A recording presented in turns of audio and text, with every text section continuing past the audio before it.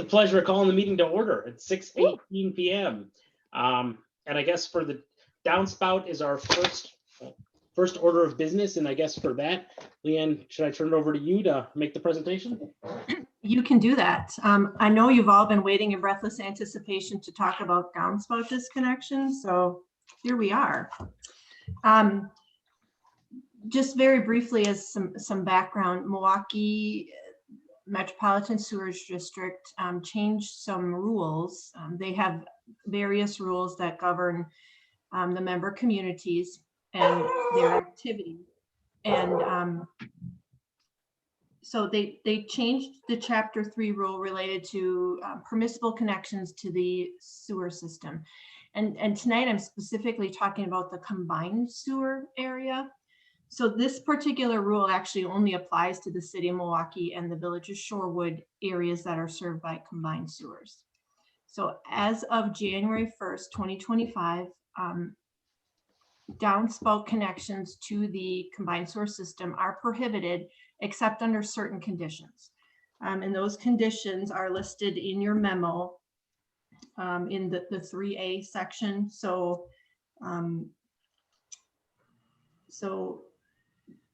in a nutshell, you have to be able to disconnect a downspout and let the water freely flow over land, and it cannot cause any potential for nuisance or property damage.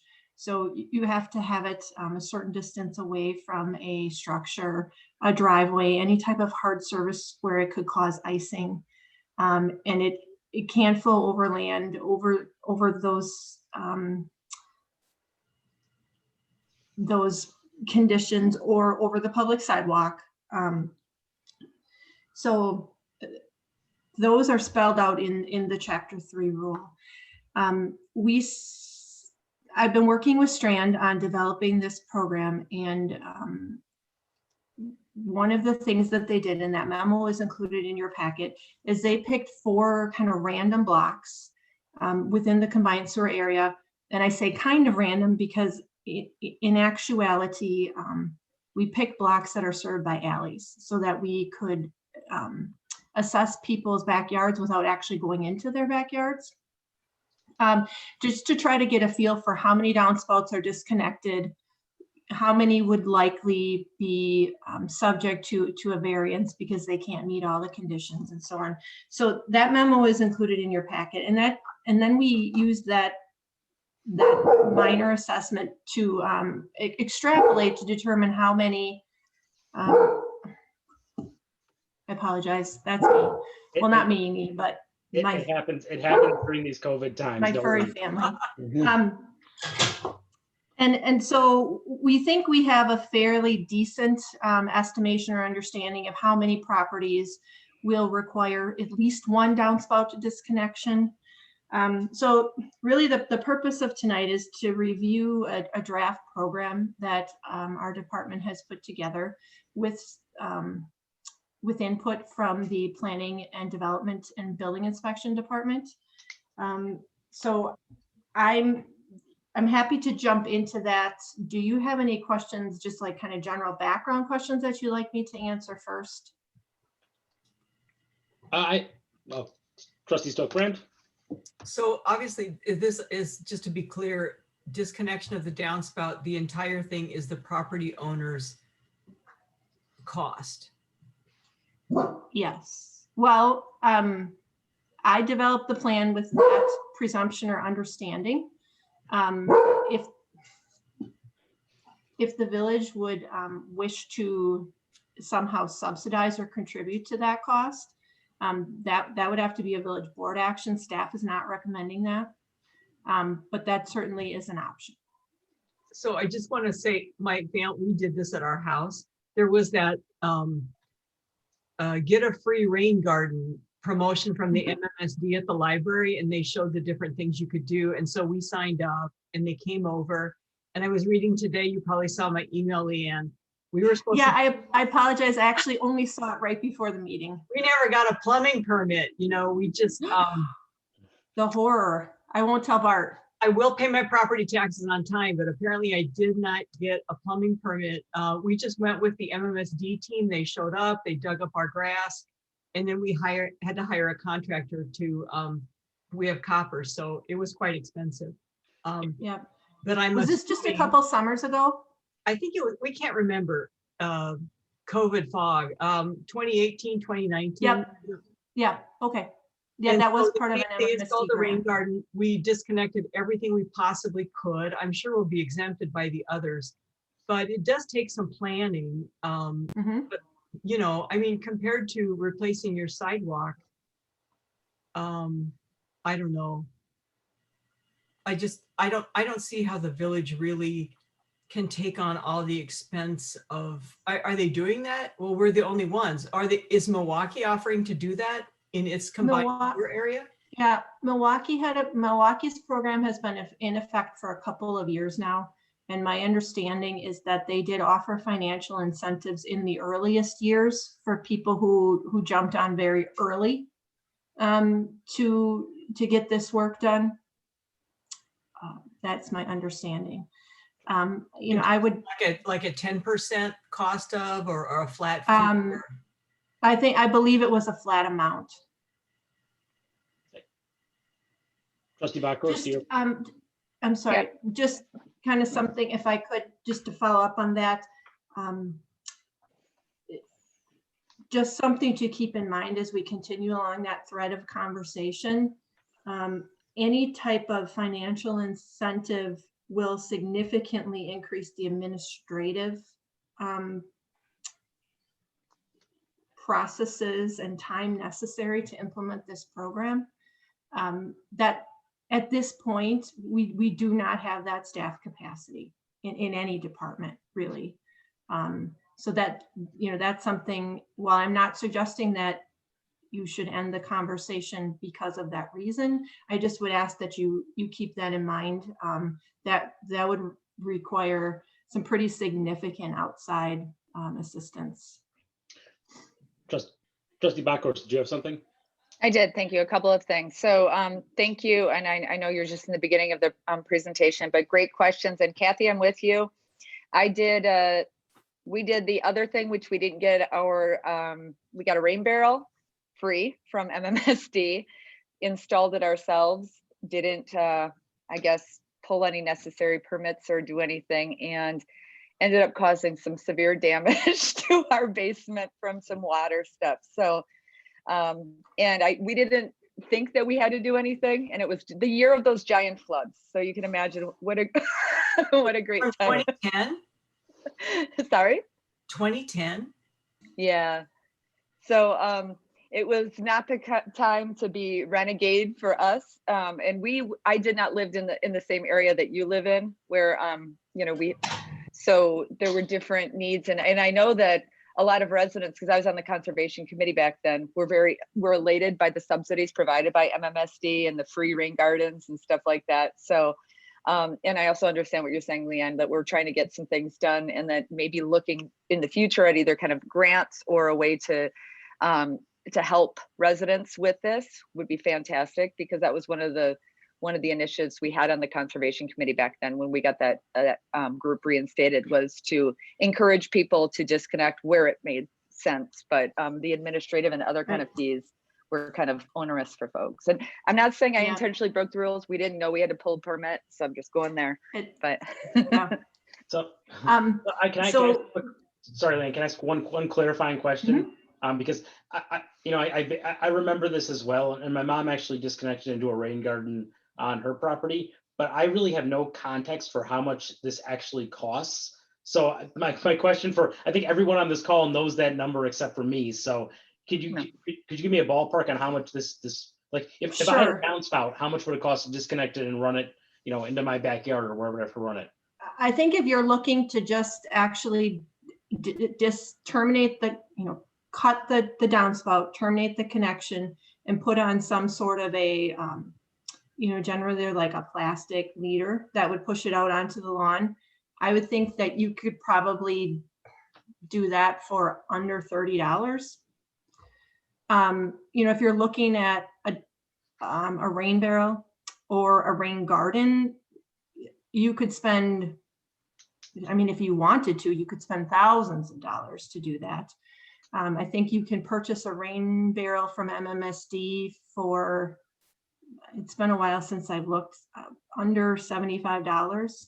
Then you need some adapter kits from the hardware. So you could, if you're handy, you could probably put a rain barrel in for, you know, 100, under 150 for sure.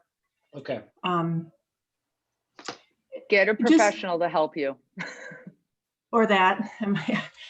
Just so you know, and I did not put it in the memo, but in the early 2000s, I think the program ran 2004 through 2007. The Village of Shorewood partnered with MMSD, and MMSD provided a significant amount of funding, which the village matched. And we contacted every property in the combined sewer area and offered them basically the program that we're doing now at no cost. But there were some incentives. Any downspout that was disconnected was done at no cost to them. If they disconnected a certain number of downspouts, they were also given a rain barrel that was installed at no cost. And if they disconnected, I forget now, it was maybe all of their downspouts, then they actually had a rain garden installed at no cost to them. And that program was quite successful. The purpose at that time was to remove as much clear water from the combined sewer system as possible, which is, again, the purpose of the program that we're doing now. But really the number that we're working with today is the size it is because of the program that was done about 15 years ago. Otherwise, the number of properties that would need downspouts disconnected would be significantly higher. So at that time, that was fully funded by the village and MMSD. Trustee Stokebrand? So you reference a program that we're currently doing. So what my family and I signed up for 2 years ago, and we got our rain garden, and then we had we called a roofer who I hope knew the plumbing code to cap the. So what is the current program? Is there an MMSD program that we're doing that's? There is no current program. What I'm talking about, the program is the draft program I have for you to consider this evening. Okay, so MMSD is not going to, with the waters, what's our waters project? There's no. The Shorewood Waters project? Yeah, there's no effort to offer rain gardens again, rain barrels before, as we're coming up against this 2025 deadline. No. MMSD is not, all done. No, I think they believe that they've, over the course of the last 15, 20 years, that they have contributed a significant amount of money to this effort in an effort to get people to do this voluntarily. And now they're kind of on the back end, and they're ready for people to take their own responsibility, I think. Yeah. So Leanne, I realized we peppered you with questions before you got your presentation. That's okay. I have some questions about kind of the phase program and the opportunities for people to get notice of the fact they have to do these things. But I'll let you, as opposed to asking questions that you'll probably address in your presentation, that I think are natural kind of follows from the materials in the packet. I'll let you go on with your presentation and kind of ask them. If you, Trustee Stokebrand, do you have anything else? I didn't mean to cut you off either. No, thank you. Okay, so I'm going to do this real informally, I think. So the concept of the program is to divide the combined sewer area into 3 distinct zones. And then we would tackle the disconnections in a phased approach.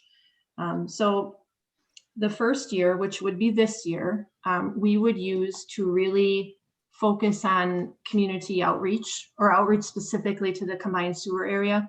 And we would utilize the Shorewood Waters project and those resources and that consultant's time and their graphic specialties to create a lot of those mailers and pieces and social media posts and information, web materials, actual displays at the library or other locations. And really focus this year on just a general push so that people understand that this program is out there and it's coming. And that's, On, sorry, can I ask a quick question? And that's with Sure. everyone that's affected? I mean, I realize we have a 3-phased approach going through the packet. that's with the entire combined sewer area. So Okay. all three areas would get a push this year. Okay, so everyone's, even though we're kind of phasing out how we prioritize who should make changes, Yep. when, everyone will, and everyone kind of in that last cohort will know right now that they're gonna need to make these changes. Yeah. So they'll have Yep. the same amount of Yep. notice as people in the first cohort. Okay. Yep. And then on the staff side, we would take those approximately 100 and, I'm sorry, I shouldn't say a number because I don't have it in front of me, but in the zone 1, it is, oh boy, I don't have my regular glasses on, not my reading glasses. It's like 450 total, so probably around 150. Yeah. If it, Well, 450 is the number of properties that we estimate that will require some sort of disconnection. There's far more properties in the combined sewer area than that. But so there's 600 and some properties in the phase 1 area. On the staff side, we would have a member of village staff. As of right now, that is intended to be the yet to be hired construction coordinator. They would actually do a field assessment of each of those properties. So they would enter the property, review the location of each of the downspouts, and then make notes as to whether they can, from an engineering standpoint, be safely disconnected. When I say safely, so that they do not cause any type of property damage or dangerous conditions or anything like that. So that will be done for each one of the properties in the zone 1. Oh, this so may year. I ask, are they legally, do they need to ask permission to get on the property, or are they gonna take an image and say, these are your downspouts, here's what we're exempting, here's what you have to take care of? They based on our village code, we do not need permission to enter the property. It will be our standard protocol that when they arrive at the property, they will knock on the door, state their reason for being there. If the person is adamant that they don't want them on the property, then we will leave. And we will kind of continue in that manner. So when we have the assessments for each of those properties, we will compile that information into a database, and then we will generate what I most precisely could be called plumbing orders, but generally it would be a letter to the property owner stating that, as a reminder, you might have seen all of our pushes this year, but this is what we found the current conditions at your property. This is what you need to do to comply with the village code. Because a little bit later in the year, we will be coming back to you with some requests for some ordinance updates that will just strengthen the language of our plumbing code to make it very, very clear that we'll just lay it out that this is the required action. Our plumbing code incorporates MMSD's rules by reference. So technically we don't have to do that, but I think it's much clearer and it's much more transparent and much more understanding to everyone is if we actually spell out the same type of rule that MMSD has in its rules explicitly in our code, rather than just incorporating it by reference. So Leanne, quick question on that communication. I mean, if I were a homeowner and I received this letter, I would, and I didn't know anything else about the downspout, or I hadn't read packet materials. I would think this repair costs thousands and thousands of dollars. Now, I realize that we can't say your house will cost X to make this repair, Right? but are we at least going to say, like, this is generally a repair that costs between $30 and $150. I mean, I just think to kind of like at least ease homeowners' minds, knowing that it would cause me anxiety if I received that letter. Do we do anything like that in communication? We certainly can do that. I will have to be very careful that we, use all the right language and state, all the disclaimers. Typically it costs blah, blah, blah. I could change the property, all that. Yeah. Yeah. There are a lot of resources, particularly on MMSD's websites, related to downspout disconnection. They have some great videos, resource list materials. It would be our intent to certainly provide that type of information or links to that information where it already exists, so that we give as much information to homeowners as possible about this project, and will be available for questions. I anticipate there will be many of them. But that letter to the Zone 1 properties would go out as early as I can get it out in 2022, so that people, you know, have that, they have time to make plans well before, you know, the weather that you think about disconnecting downspouts, you know, our brief summers. And then basically that just gets repeated. So then in the summer of 2022, well, it probably wouldn't be summer, but when snow cover permits in 2022, the construction coordinator would then do all of the site visits for the Zone 2 area. And those letters would then go out in the spring of 2023 and so on. So we would be constantly moving through this program, and, you know, in 23 in particular, we would be in all 3 steps.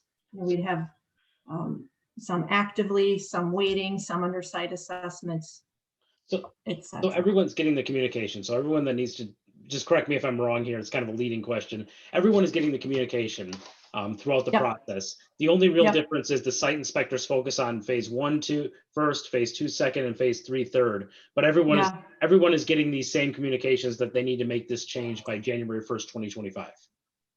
Everyone will be getting similar communications. I think they'll be tailored specifically to the zone they live in, just so we're clear that, you know, you're up this year, you're up next year, you're up the following year, etc. But yeah, we all know that people have fairly short memories, right? So we will have to keep pretty much a continual communication going at all, regardless of what phase we are in, just so that everybody, we try to keep this at the forefront of, you know, the minds of the people who are involved. And sorry, one last follow-up, and then I'll let you get back to your presentation. And so if somebody says, I'm not doing this, and doesn't do it by January 1st, 2025, I'm assuming the village goes in and does it and then charges them, you know, via property tax pay, like property tax with a property tax payment or something like that. We haven't quite gotten to that point as of yet. I have some questions of MMSD. You know, I think that's certainly one option. I think a question for the district is, you know, what is your level of involvement, maybe? So the intent would be to, at the end of each year, to report to MMSD, you know, from our database. These are the properties that were identified to have downspouts that can be disconnected. These are the properties that were identified to have downspouts that need a variance because of nuisance or property damage issues. And these are the properties where we found the downspouts already disconnected. So they're kind of be those 3 groups. It hasn't been made clear to me what happens when MMSD gets that information.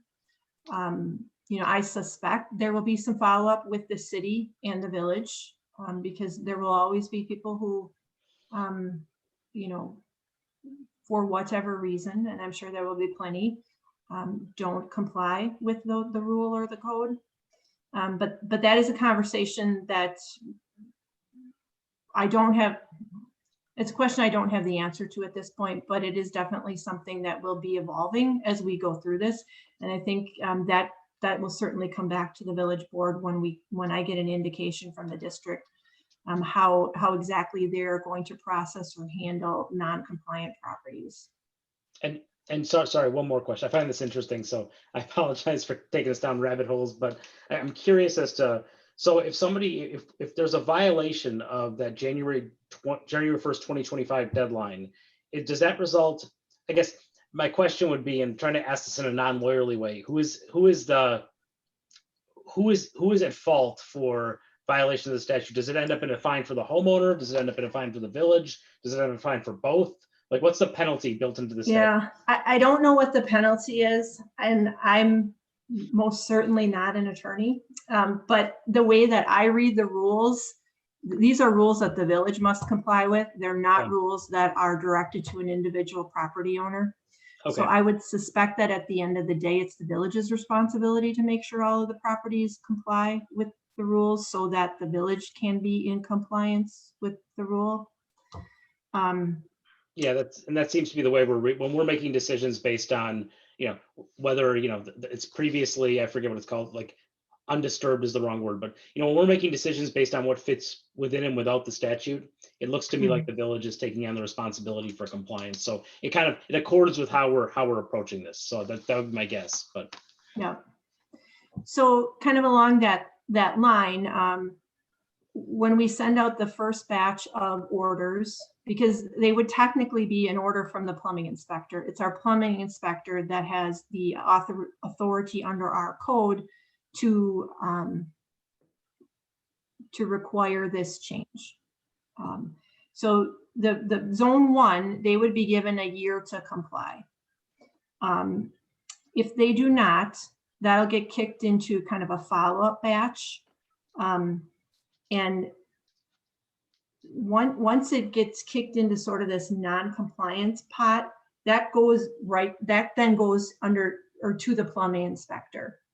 Up to that point, village public works staff, either a regular DPW staff or utility staff, will be doing a lot of this legwork, and we will be doing it under the authority of the plumbing inspector.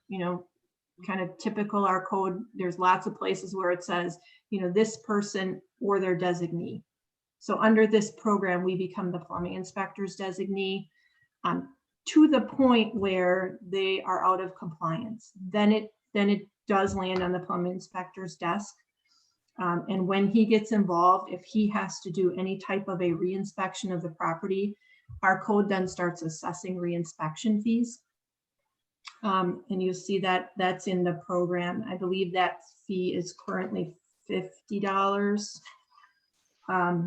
So that is that is an incentive, maybe a small one, for people to comply, on the schedule that we're hoping to implement. Got it. Do I expect that is going to be a universal carrot or stick, I guess? No, I don't. But there has to be, as there has to be some sort of a timeline and a calendar. And there has to be some sort of a consequence for not meeting the timeline. Otherwise, no, we really won't have people that will do it.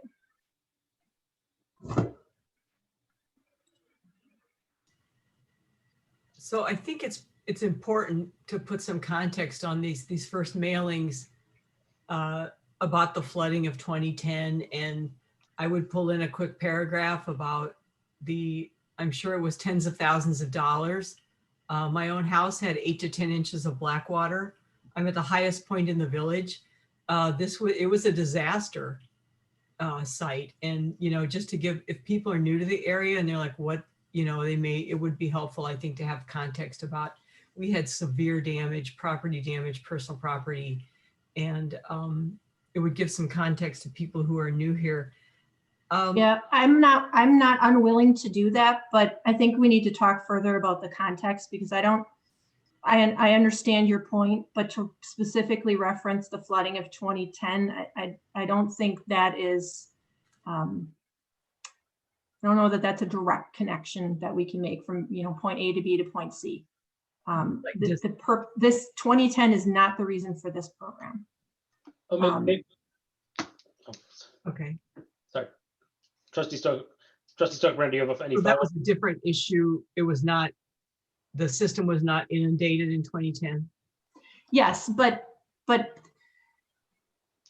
I don't think it would be accurate to say that this program is a direct result of the weather events of 2010.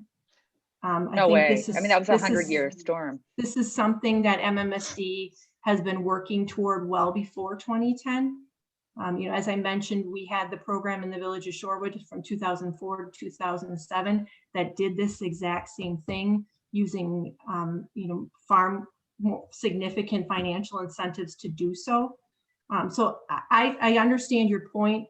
We need to make people understand all of the ingredients that add up to this, but I'm not comfortable saying that this is a result of 2010. Would it be fair to say believe that deal to be with true. capacity issues with heavy rain events? Yeah, we can yeah, and that's definitely our intent. Which we have had. Just can I? I'm sorry? Which I we was have gonna call- had. Sorry.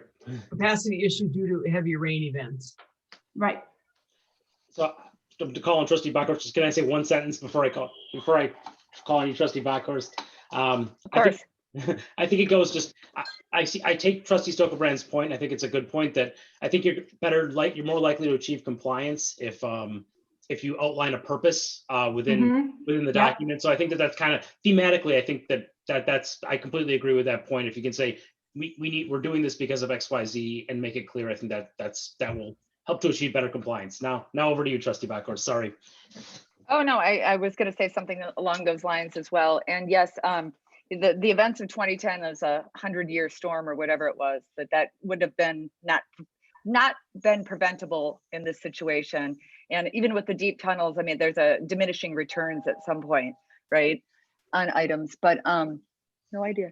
Anyway, so I mean, there are so many reasons why this is a really beneficial thing, not only to our community, but living by the lake, we're stewards of that environmental resource and everything else. There are a lot of environmental reasons why we would want to do this. And but I agree with both of the other trustees here that and I think you've done a pretty good job of this, but yes, delineating and maybe even working through, if you haven't done so already, forgive me if I missed that, but with the conservation committee, give it another try, because this is something that we were really big on back in the past, and it's great. Sure. And it's great to see it come back.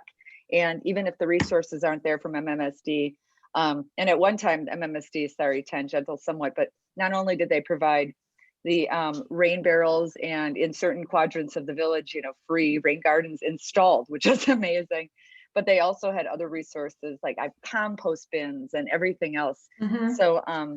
So yeah, this is part of it, the green, and I think it was actually Trustee Ursink who had mentioned green infrastructure, and a highlight on green infrastructure. This is one of our meetings not too long ago, probably from the summer, I think, where he really wanted to see us when we were going up RFP and other things to incorporate green infrastructure practices as much as possible. So thank you, Leanne, for that, because you were listening, because it was aimed at DPW in particular, even though he was trying to make it a little bit more broad-based. Sure. So, well, just to blow my own horn, we've had that green infrastructure component in RFPs for years. That's not new. So I guess Leanne, what are you looking for from this committee? What are you looking for? Oh, Trustee Stokerbrand?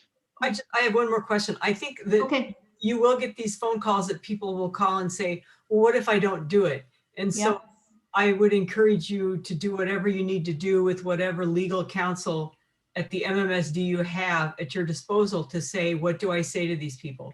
Yeah. So if it's up to the village to say, we're going to treat it like every time you don't shovel your sidewalk, like across my street, we're going to put it on your property tax bill, or we're going to whatever the ramification is. I think we need to know that going into this. Agreed. It's going to happen, and I would rather we all know ahead of time what we're going to do. Yep. Instead of like figuring out as we go, because that's just not good for anybody, especially Leanne taking the phone calls. Agreed. So I don't know if we have MMSD, if Nathan can work it out with MMSD attorneys, what, it can be the last sentence on the page after we've done all the encouragement and the positivity. The last sentence in bold at the bottom can say, if not in compliance, it's $50 a month on your property tax bill or something like that. Yep. No, thank you. So that this feedback is exactly what I was hoping for from you tonight. I will incorporate it, make any clarifications, changes to the program. It's coming back to the board next week. So that's what I need. And I'm happy if you have any follow-up questions in the meantime, please reach out to me, because I think the more questions that you have, the better proposal we can put in front of the board next Trustee week. Stokebrand? You had a concern about the language about allowing someone to reconnect. As I recall, in your memo, there was some option for someone to be able to reconnect that from MMSD that you really disagreed with. Yes. I don't know where that is now. Yeah. So I talked to Nathan about that, and I talked generally to the municipal contact that we have at MMSD, and it seems to be, and I will get clarification over the next week. I seem to be interpreting that much more rigidly than MMSD is, which is a switch. But in essence, their rules say, we'll give you a variance if you disconnect and we find that it doesn't work. And I vehemently disagree with that. If we have any suspicion that any disconnection is going to cause dangerous conditions or property damage, we give the variance based on that site assessment. I don't need someone, and I don't think anyone wants that either. I don't need basement flooding to prove that this isn't going to work. We can look at some of them and say, this isn't going to work. Yeah, it's always so- front end and back end, basically. Yeah, I don't know. That makes very little sense. I don't know why anyone would do that. So maybe that's just a language thing, but that is a conversation that I have had with them, and the early indications were that they would not require us to demonstrate that it causes property damage first. I don't know why you'd put it at the outset, say, oh, and if this doesn't work, we'll let you reconnect. Yeah, it seems to me to be oddly worded or referenced, but lots and lots of people and attorneys reviewed this when the rule was changed. So you're apparently comfortable no one with else. the language now? I'm comfortable with the fact that based on my conversations with Nathan and my separate conversations with district staff, that isn't how they would require us to implement the program. I'm comfortable with that, yes. Trustee Bockhorst?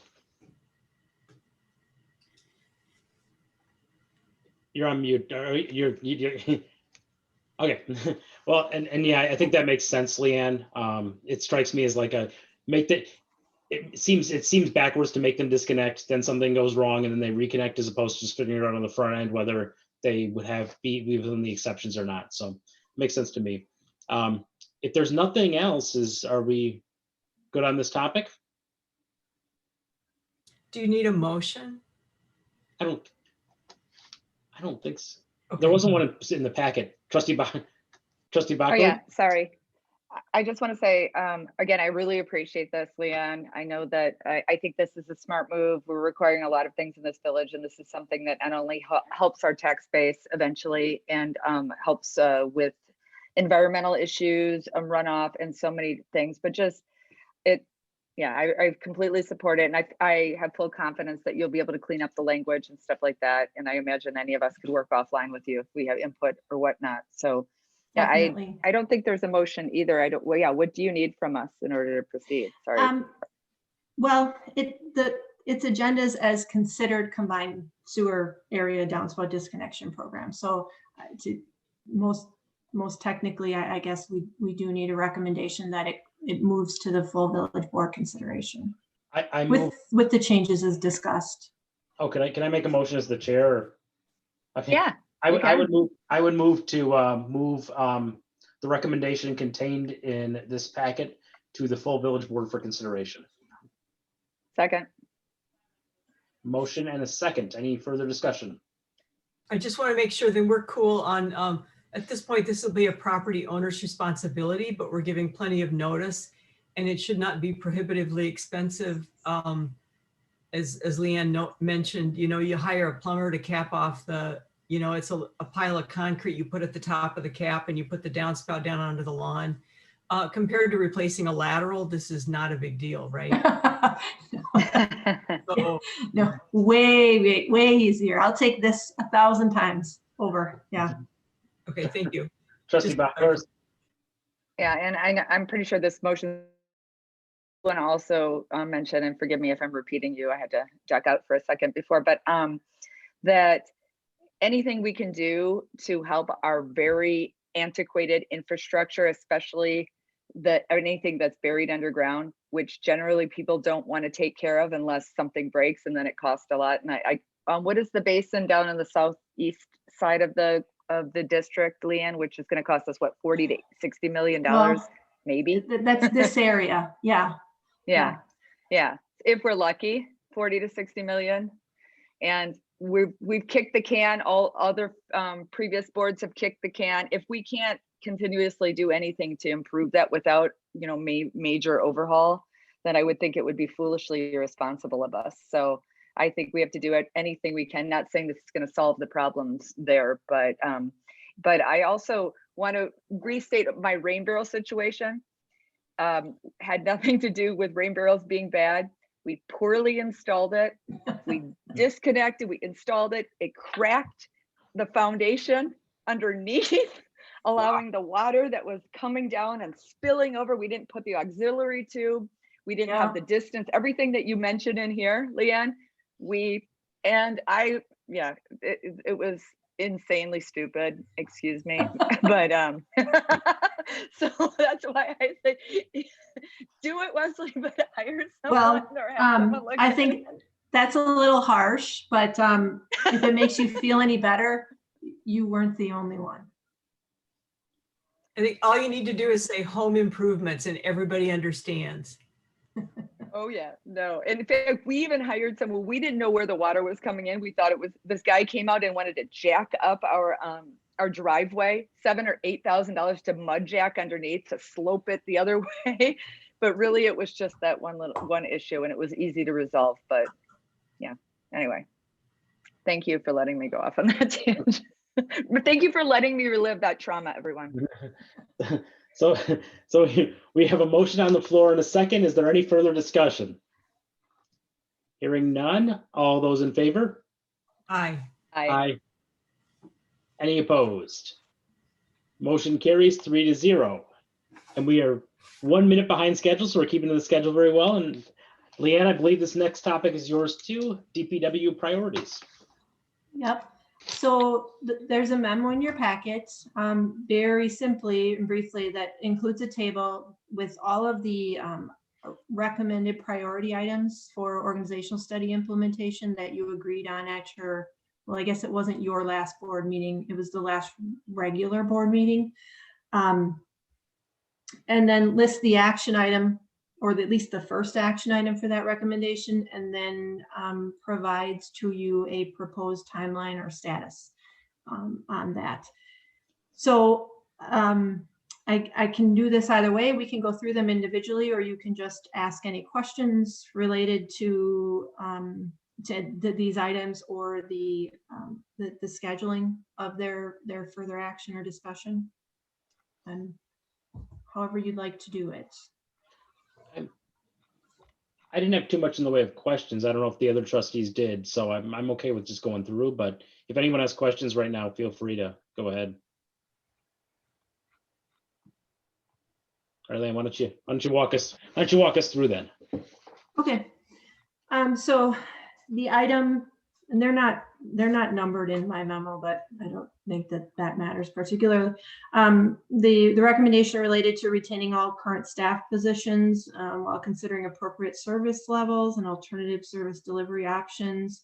The first action item under that umbrella is to review the mechanic position and the outsourcing of repair work.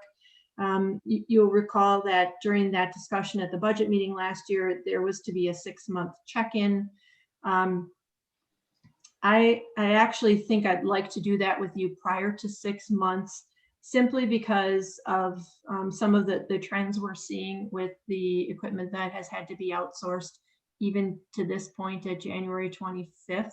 So I'd really rather make sure you have some information well before the that 6-month point, just in case, you know, there are any considerations or discussions we might want to have.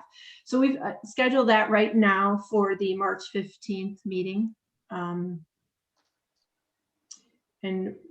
And a question, are these board meeting dates or like DPW committee meeting dates? Both. I mean, they occur on the same date. As of now, these are scheduled as committee discussions. Because you are the, I guess, the body kind of tasked with overseeing the implementation of these recommendations. The thought is that these dates would be committee discussions, and then based on your based on that discussion and whether you would like any further action or follow-up, they may or may not be referred to the board, you know, either within the span of this time, or maybe it's over a longer period of time. But I think that's something that we'll discuss at each of those meetings. And I suspect that each one of these will be a little bit different in that respect.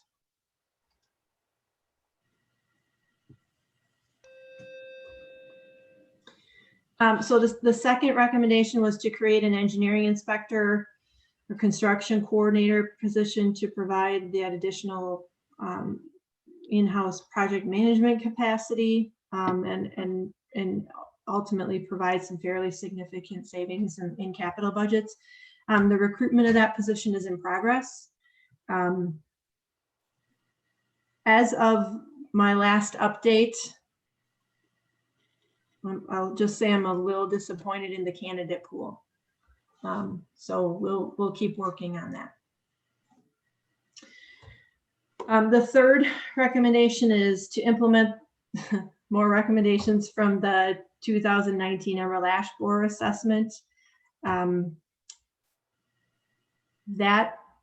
I don't know that any of you were part of Public Works at that time, but early last year, the Public Works Committee did have a preliminary discussion about that assessment.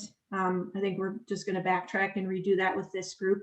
But there are multiple recommendations regarding service levels. And of course, each of those service levels has a differing result and cost. And we need to review that and determine which service level you'd like us to deliver at and the subsequent cost and any impacts that will then have on the 2022 budget.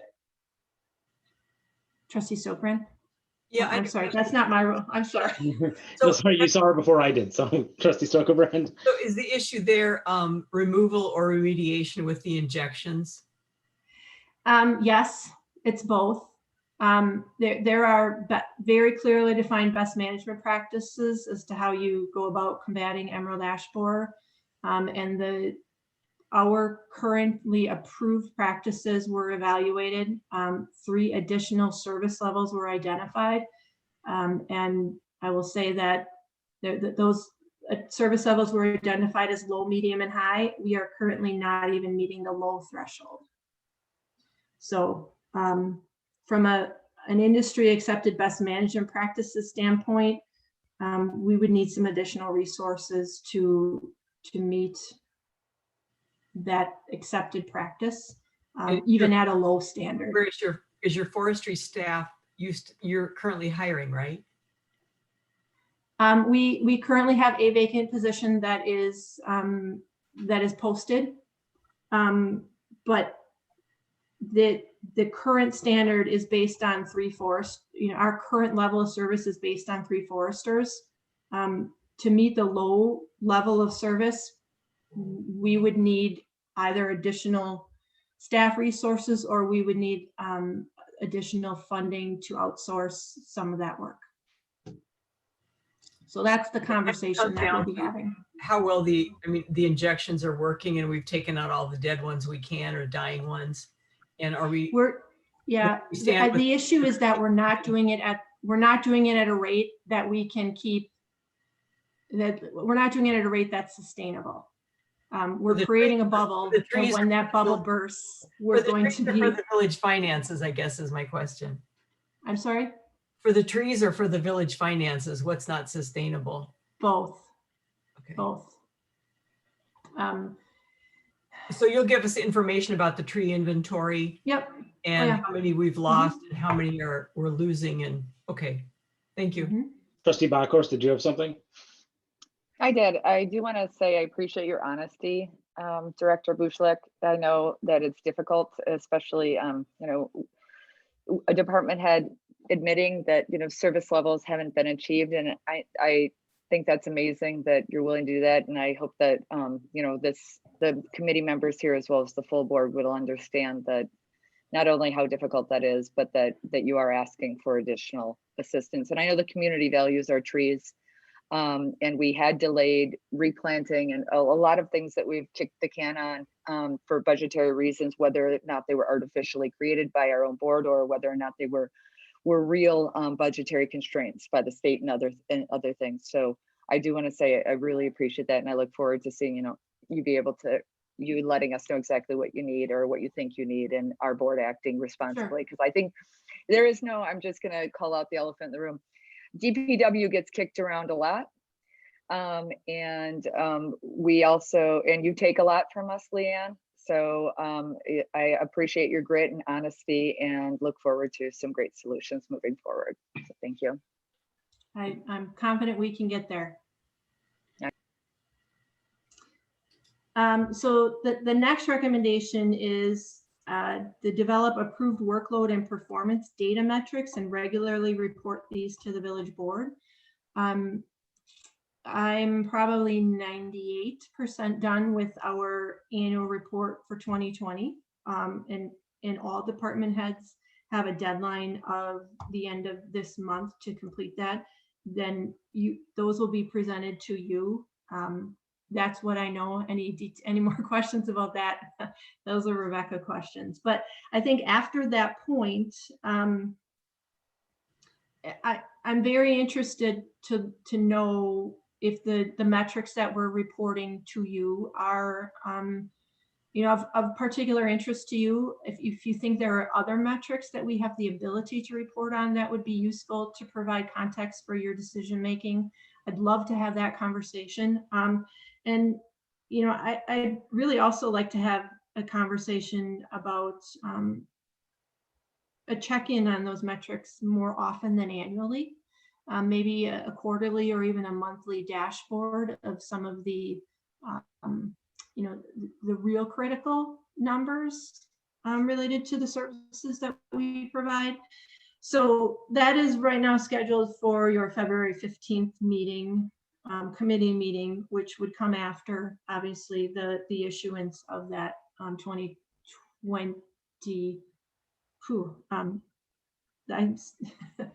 years kind of all mushed together, of the 2020 annual report. So the next recommendation is to review transfer station operations to ensure appropriate allocations of costs and to maximize cost efficiency.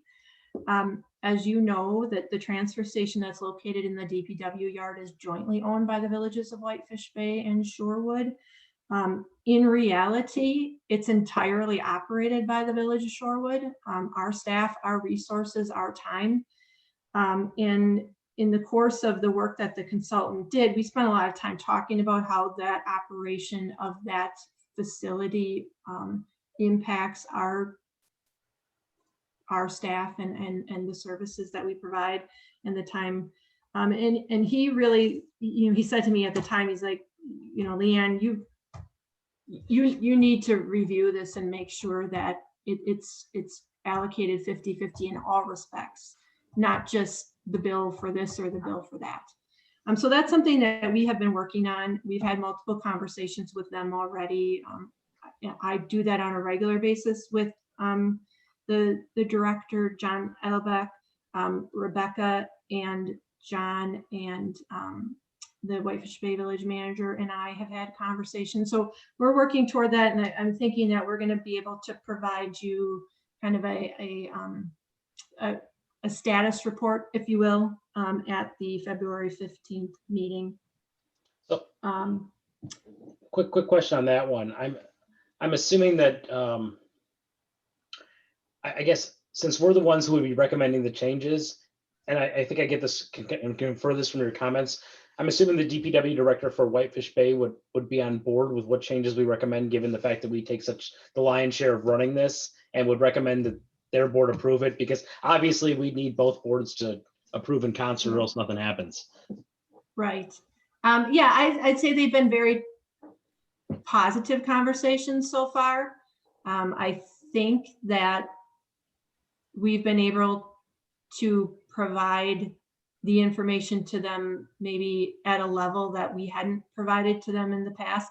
I'll say I think some of the time commitments and costs, the operational costs, when we truly compute them and divide them in half, I think there maybe was a little bit of sticker shock for all of us, Shore and Whitefish Bay staffs included, but they've been very good discussions, and I'm happy with, how we worked through that and been able to do that. I just The have a Shore, question on that. So is the goal to have it moved to Whitefish Bay, or are we going to settle for more money from them? as of right now, what we're talking about is sort of the settling for more money.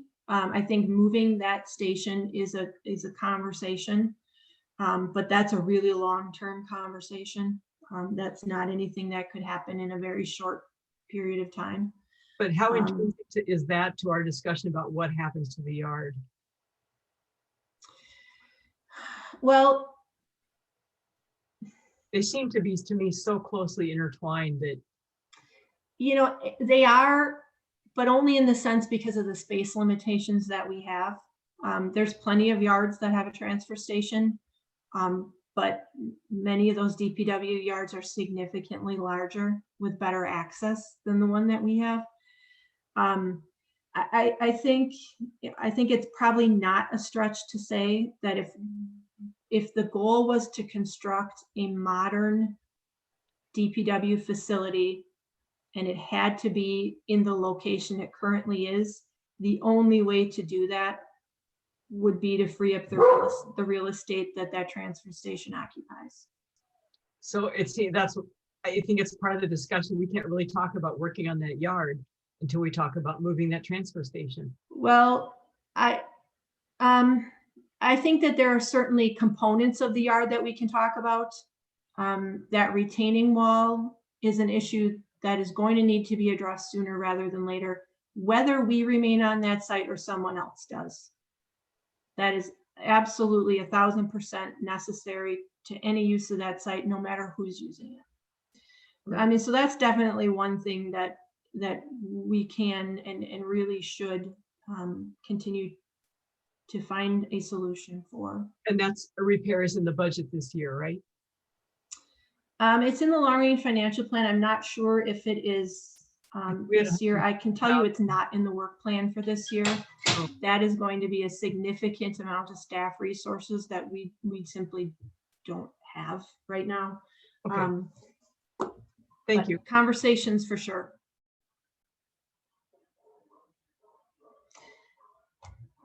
Next, move on. Good. Okay.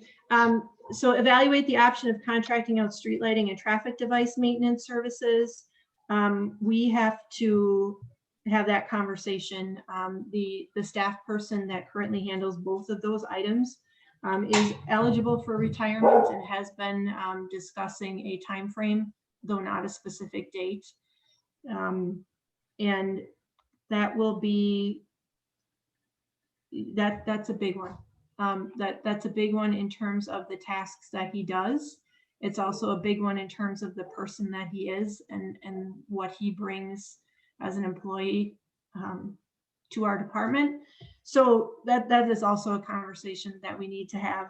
Our street, just as a tiny bit, I'm going to take like 1.5 minutes here.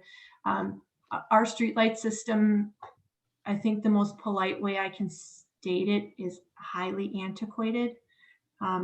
Much of it is live cable that is directly buried in the ground. It is also of a voltage that is not typically found anymore. today. And so it really requires somebody who has some experience and really has the wherewithal and, you know, to be able to work under and with that type of a voltage. Since I have been the director, we have been working with every infrastructure project that we do to put as much of that lighting in conduit as we can, which helps with the faults. So when it's direct bury, any little nick in the wire allows moisture to come in. And when that happens, particularly in freeze thaw conditions, that will put the entire circuit out. So when you see that we have large sections of street lights out, that's what happened. Because that wire is direct bury, the only way to fix it is to dig it up, right? More modern systems have all of those wires buried in conduit with pull boxes. So you can go in at various locations and you can do a much better job of troubleshooting and determining where that fault is. And you can very easily get to it. We're not digging up, you know, tens of dozens of feet of wire just to try to find out where the fault occurred. So that's kind of all intertwined. And I tell you that because for that reason, it is going to be very difficult to get a contractor who will want to assume responsibility for that system if we were looking at outsourcing it.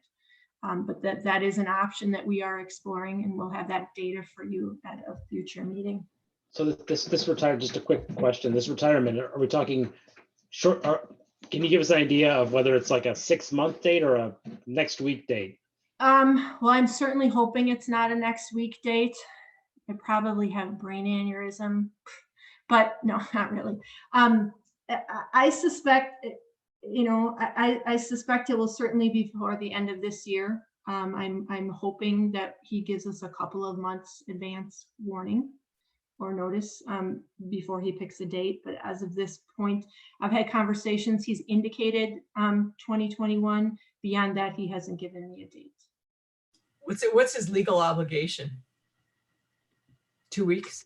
I think under the handbook, in order for him to receive his retirement benefits, he needs to give us 2 weeks. Oh, thank you. And I'm not saying he is not the kind of person that I believe would ever do that.